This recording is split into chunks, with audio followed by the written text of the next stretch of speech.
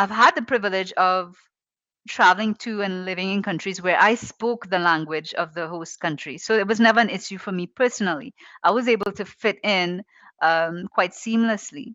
But for the first time, when I went to a country where I did not speak the language, and I was there for a year, this was in Bangladesh, I found myself in a very curious predicament of needing the services of an interpreter. Now, I am an interpreter. I work in French, Spanish, and English. But when I went to Bangladesh to work, I needed an interpreter to be able to communicate with the people there who did not speak English. And so it was very curious for me to feel what it's like to depend on someone to communicate my ideas and to be able to understand what somebody else is saying, that I had to use the filter of an interpreter to help me do my job. Again, I was working with the Red Cross in the Rohingya refugee movement, where you had people leaving Myanmar, fleeing violence there to seek safety in Bangladesh, and having to communicate with persons who were traumatized, to hear their stories and to be able to amplify their stories, but needing an interpreter to do so. So I understand that migrant experience of hearing sounds, hearing a tongue, a language that you have no clue what's being said. You're completely bewildered when you don't speak the language of your host. And so yes, it's very important to make the effort, and it is an effort and it is a sacrifice, and it does require discipline to learn the language of your host country. But I recognize that the sooner you do it, the better it is for you, for your interactions with the people there, to feel that sense of connection and community. You need to be able to speak the language of the people who are welcoming you into their space. So I definitely want to make a plug for that. Learn the language of your host country. Thank you so much for that. It is what a lot of people have been saying because the excuses are very many sometimes. Some people will say, okay, well, I'm just here for some time. I'm not Italy's not be the country. I'm just passing. Hmm. I get it. I get it. You're just passing. But the thing is that if you learn one language, you know more. It's not, language cannot be a disadvantage. It's always an advantage to you, not to the people you are learning their language. It is to you because it's a way of communication. This is why I really like the term that you use. That language is a connector. It helps you to connect. Before I started this interview with you, I did an interview with a woman who is running for to be a local councillor here in the city of Verona. It's an Italian, no? Okay, it's not that everybody must do that, no? But this is my job. I interview people, no? It is true that we are using English now, but I can also do it in Italian. I do have a version of Ubehi podcast only in Italian. Excellent. So the thing is that it helped me. It's not happy. It's not for the Italian. I'm not doing it for the Italian people. I'm doing it for myself. This is my story. It is not the Italian story. If maybe for example somebody is running for a political office here, they want to speak to the Italian people, they will not come to me. There are other channel Italian that they can go to. But because I make myself available, I learn the language and I have a platform to be able to do this, I can say, hey, welcome.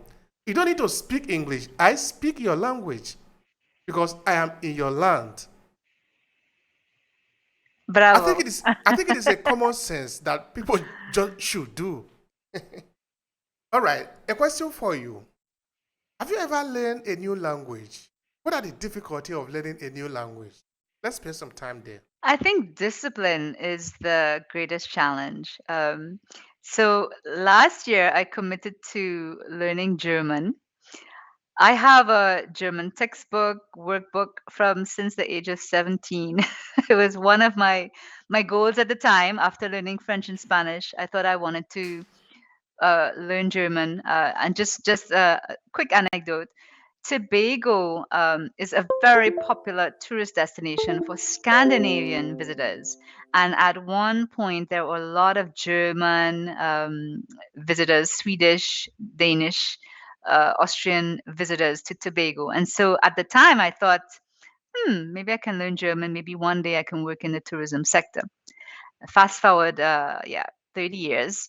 I found the book in a box last year and I thought, oh, let me get back into German.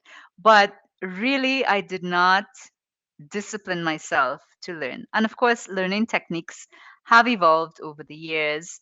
It's a lot easier now to learn a new language. You have so many different apps you can download on your mobile phone or on your computer. You don't have to go to a physical classroom and get a tutor to learn a language. Matter of fact, you can get tutors online. You can pay by the hour, pay as you go, tutors. There's so many different ways you can learn languages. But in my case, I think it's the discipline that was lacking.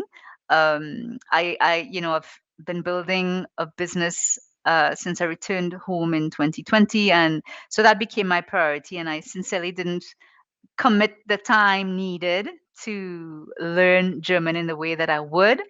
But I know that it's still a goal that I have.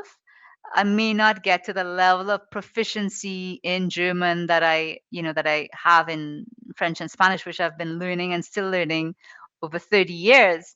But I just like the thought of being able to add an additional language to my quiver. Now, talking always of the connection, looking at our demography, the African diaspora, whether it is only for the question of language or any other thing in between, um, how do you see the possibility of us able to connect among ourselves and even do businesses? Why not? Because in this channel, we try to promote that a lot.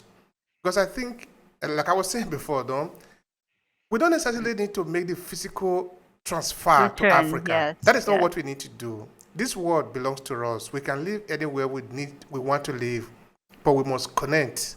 So tell me about that connection. How do you feel about it? Well, I'm happy to say that it's a connection that exists. Right here in Trinidad and Tobago, we have an association known as the Emancipation Support Committee.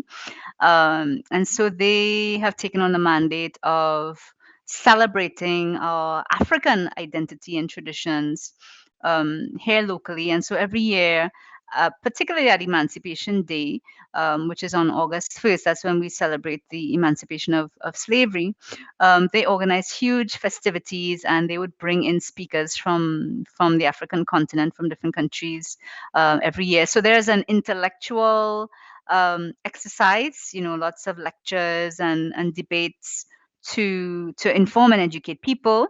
But there's also the cultural aspect, having groups perform different types of cultural activities, and of course the food. We can't get away from the food. You must have food.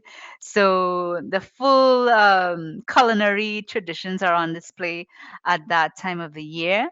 But outside of that festival, you do have businesses.